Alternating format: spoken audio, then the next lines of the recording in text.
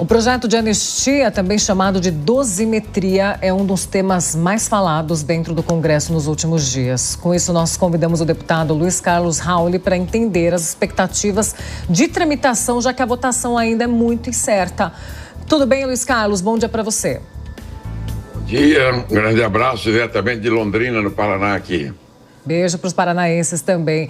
Queria saber do senhor, deputado, se a PEC da anistia deve perder força nos próximos dias, sem apoio. Qual que é a sua avaliação em relação a isso?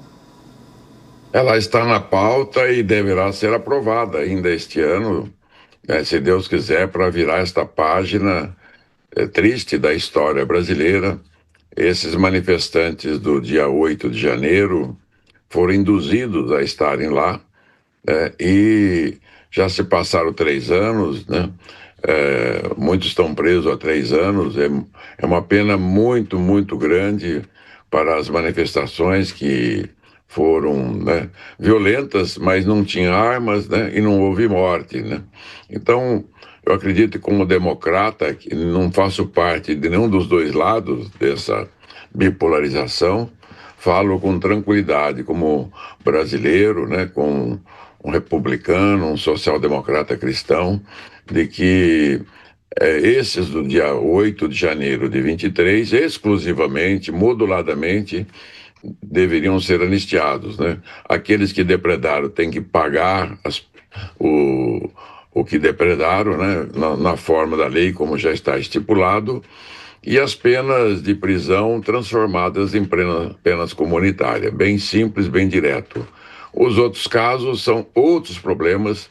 Então, o foco da maioria do Congresso e da sociedade deseja que seja feito desta maneira. Deputado, muito também se falou, né, a oposição principalmente quer a anistia ampla, geral e restrita. De que forma que vocês estão procurando dosar, então, para que essas pessoas também, né, algumas até conhecidas, como a Débora do Batom, outros episódios de que as penas foram realmente, assim, com mais de 10 anos, né, 18 anos de prisão, como no caso que eu acabei de citar.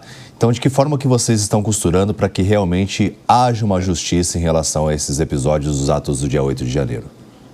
O deputado Paulinho esteve na bancada do Podemos e eu já mandei WhatsApp para ele, já conversei com ele várias vezes e venho fazendo esse discurso nos últimos meses, né, para que seja pontual. Não adianta querer fazer anistia ampla, primeiro, que não passa. Segundo, aumenta a tensão dentro do Congresso e da sociedade. Terceiro, poderá haver um conflito maior com o Poder Judiciário, né? Então, o que passa, que é tranquilo, que pode ser sancionado, pacificado, sem nenhum conflito com o Supremo, é a anistia pontual do dia 8. Depois vamos cuidar dos outros assuntos com calma, né? Com moderação, para que tudo na vida tenha um tempo. Essas pessoas que foram envolvidas no dia 8 de janeiro, né, eram 45 mil pessoas, 1.500 mais ou menos foram indiciados, muitos condenados e muitos ainda estão presos, né, sofrendo, as famílias. Então vamos ser bem corretos, né? Um verdadeiro parlamentar cristão, democrata, vai defender a anistia primeiro desses. Não adianta tentar forçar a barra, como estão tentando. Eu já falei isso várias vezes para os líderes do movimento que deseja anistia ampla. Vocês não podem forçar a barra de querer embolar. Por isso que, se tivesse feito só anistia exclusiva do dia 8 de janeiro, já estava aprovada. Eles estão prejudicando essas pessoas, essas famílias, estão usando elas como massa de manobra, e não é correto fazer isso.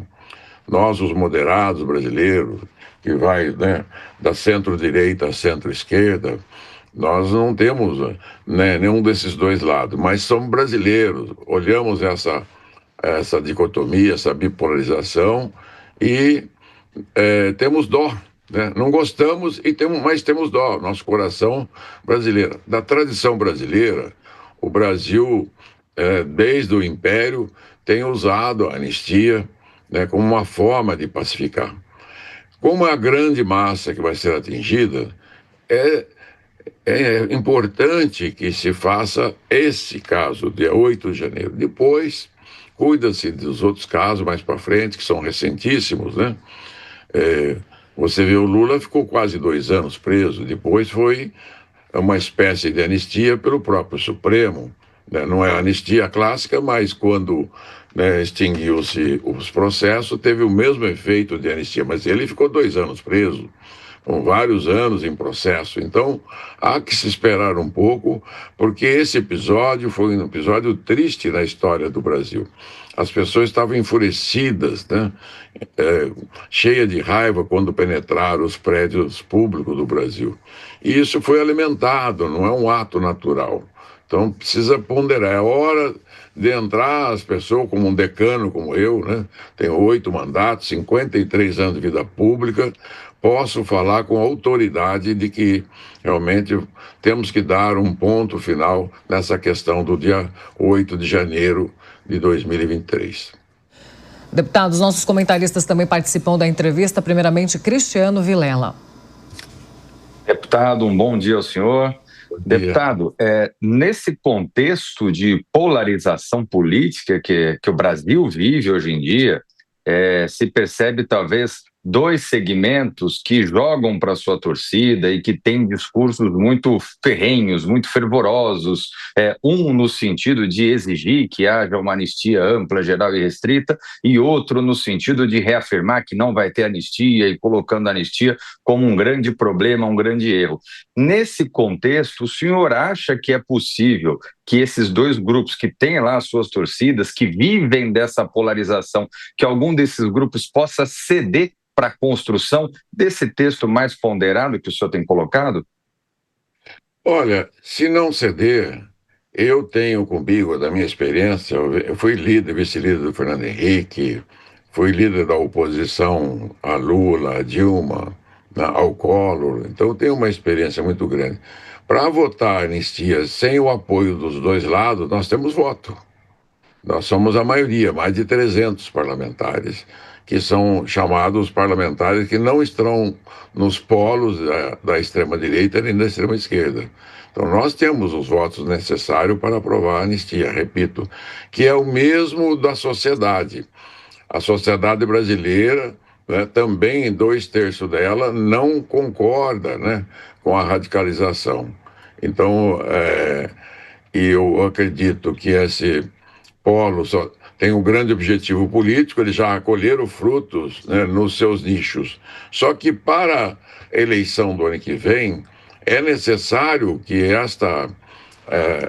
essa página, né, seja virada.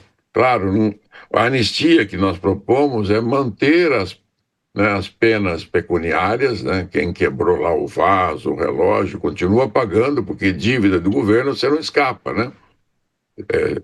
Nem da morte, nem do pagamento de uma dívida para com o governo ou dos impostos. E a pena de prisão, que aqueles que ainda têm pena de prisão, transformam em pena comunitária. Vai trabalhar, né, nas praças, numa creche, na saúde, na assistência social, que é uma regra bem simples, bem direta, sem muita confusão. O Paulinho da Força, ele tem a experiência da negociação sindical. Ele é um habilidoso negociador com empresários. Então, ele sabe como trabalhar isso. Ele é moderado. Ele não assume nenhum dos 2 polos também. Tá? Então, eu acredito que esta moderação deva prevalecer para que o Brasil vire rapidamente essa página e diminua as tensões. Olha, esse aqui do outro lado da esquerda, do lado da direita, ninguém mais aguenta isso, né? Eu estou no parlamento há mais de 30 anos, né? Sempre agora essa retórica da extrema-direita e da extrema-esquerda. É preciso realmente botar um fim nessa dicotomia.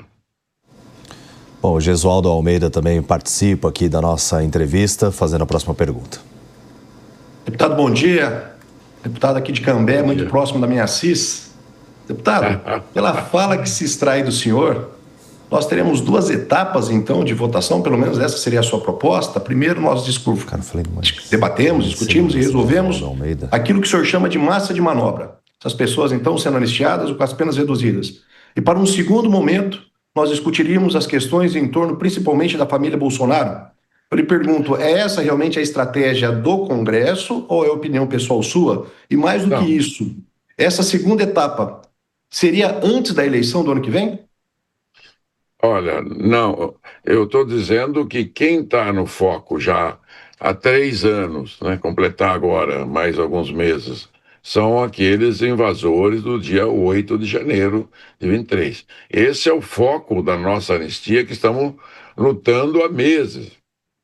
Agora que foi condenado, né, a família e os outros, então não faz parte dessa proposta de anistia. Não tem apoio necessário no Congresso Nacional.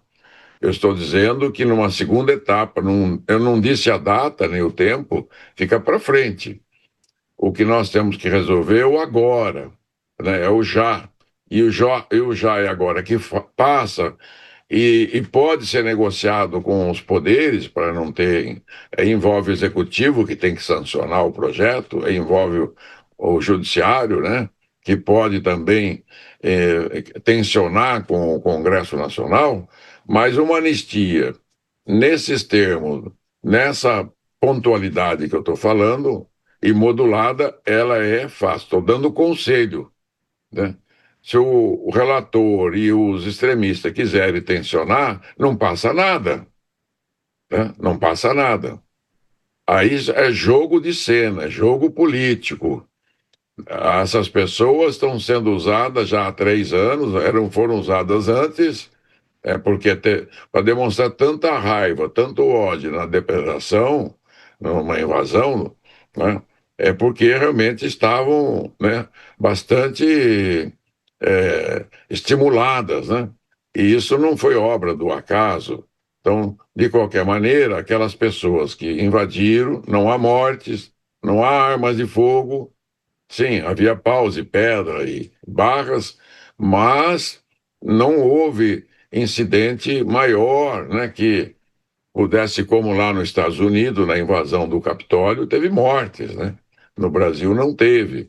Então, eu insisto em dizer, é hora de fazer esta anistia centrada que o povo brasileiro deseja, né? Sem acabar com esses discursos radicais, eleitoreiros. Essas pessoas estão pensando nas próximas eleições.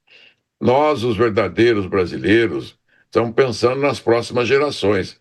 Que exemplo fica para a nossa juventude, os nossos estudantes, né? Esse ambiente hostil polarizado, como se o Brasil fosse uma nação radicalizada nos extremos ideológicos falidos, porque as ideologias políticas todas faliram.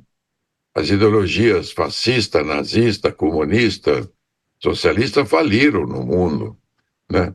O que prevalece no mundo é uma economia de mercado, de bom senso, de entendimento das partes capital e trabalho. Então, as massas, né, sempre foram manipuladas, acordou para um mundo real. Eu estou falando com muita tranquilidade, tenho uma experiência internacional. Eu presidi o Parlamento das Américas por 4 anos, dos 35 parlamentos, inclusive Cuba, né? Inclusive Venezuela participava das reuniões, e né, a gente trabalhava pela moderação entre os extremos, e havia a radicalização com a extrema-direita argentina, chilena, americana, e a gente trabalhou com isso. Eu tenho experiência de mais de 30 anos da Comissão de Relações Exteriores, presidi a comissão, inclusive. Então, quero dizer a vocês, como decano do Parlamento Brasileiro, que o Paulinho da Força pode fazer um projeto de moderação que terá o apoio da sociedade, da imprensa, terá o apoio, inclusive, acredito que não haverá óbice do Judiciário Nacional e não será vetado, porque também, por fim, essa dicotomia faz bem para o funcionamento, né, da governabilidade do nosso país e para a economia brasileira. A economia, a sociedade, o povo quer emprego, quer trabalho, quer habitação, quer alimentar os seus familiares, ele não quer saber de conversa fiada de políticos radicais que só pensam, né, nas próximas eleições. Nós vamos acompanhar então, né, deputado Luiz Carlos Rauli, conversou com a gente sobre... E ajudar a fazer isso, né, não só acompanhar. Nós vamos não acompanhar, tensione. com certeza. Estou falando com muito carinho, com muito amor, com humanidade. Nós somos uma nação cristã, a maior nação cristã do mundo, e nós precisamos virar esta página. Tem alguns amigos meus que votavam em mim, não, porque você, nessa parte, você está certo, você votou contra a PEC da blindagem, eu votei contra, né? Falei, isso não está correto, não é decente. Mas a questão da anistia, tem que punir. Eu falei, olha, tudo tem uma ponderação, tudo tem um ponto. 3 anos de vida é muita coisa. Sim. Né? Essas pessoas... Então vamos pacificar e vamos voltar a reconstruir o país. Tem muitas reformas importantes, projetos, as próximas eleições, abrir, né? Essa próxima eleição tem que romper com essa dicotomia, eleger um presidente moderado, talvez um dos jovens governadores. É isso que eu penso e luto para que o Brasil volte a crescer e prosperar, né? Que faz 40 anos que nós estamos embarcados nessa briga sem fim, e esses 40 anos foi o período que nós menos crescemos a economia, só 2% ao ano. Nos 50 anos anteriores, crescemos a 6,3%. Nós estávamos com o compromisso certo para chegar ao primeiro mundo e uma âncora pesada ideológica afundou o Brasil. É isso que eu quero dizer a vocês, a nação brasileira. Um bom e santo domingo, uma boa e santa semana, abençoada, que abençoe o Paulinho da Força e o Congresso Nacional, a imprensa, a sociedade, pacifiquem seus corações. Eu sou também da unidade, né? Eu faço parte do movimento mundial da política de unidade focolarina, que Perfeito, é o deputado. movimento político, é a unidade onde procuramos conciliar os conflitos e buscar o que há de comum do bem, né, entre as pessoas, os políticos e as pessoas. Agradeço sempre a participação do deputado Luiz Carlos Rauli. Pode ter certeza que a Jovem Pan vai acompanhar sempre muito de perto os próximos passos do PL da Anistia. Muito obrigada sempre pela participação por aqui. Até a próxima. Um grande abraço.